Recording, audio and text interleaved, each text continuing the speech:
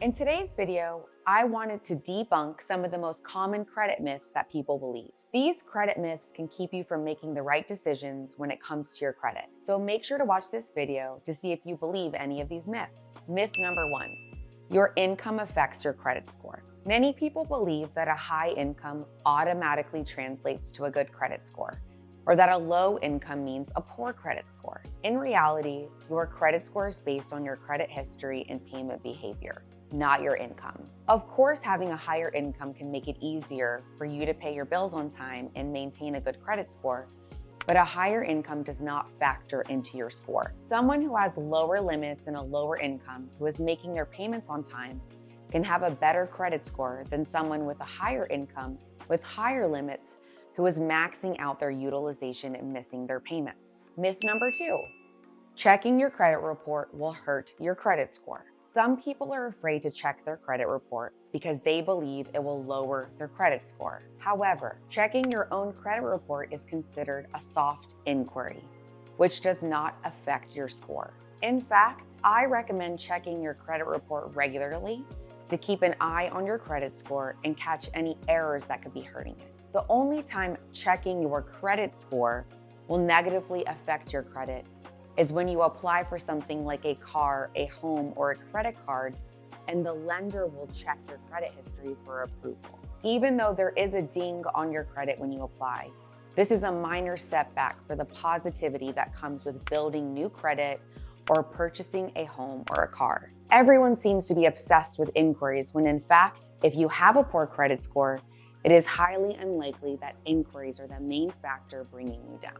Myth number 3, you need to carry a balance on your credit card to improve your credit score. This myth is often believed because people think that carrying a balance and making regular payments shows lenders that you can handle debt responsibly. However, carrying a balance only means you're paying interest for no reason. The best way to improve your credit score is to make on-time payments and keep your credit utilization low. A $0 balance is always better than carrying a balance when it comes to your utilization. When I refer to any type of utilization here, I'm referring to revolving debt, like your credit cards. Paying off your installment loans early, like your car loans, do not factor into your credit score and can actually bring your score down. Myth number 4, credit repair companies can remove accurate negative information reporting on your credit report. While credit repair companies can help you dispute inaccurate information on your credit report, they can't remove accurate negative information. What I mean is everything on your credit report must be reporting 100% accurately, or it needs to be removed or updated off of your report. When you dispute to the bureaus, you are listing out errors that are reporting. And because these errors, they must remove or update that item. What credit repair companies are doing for you, you can always do for yourself. Just because they promise you the world and you're paying them does not give them any special skills with disputing. Myth number 5, closing credit card accounts will improve your credit score.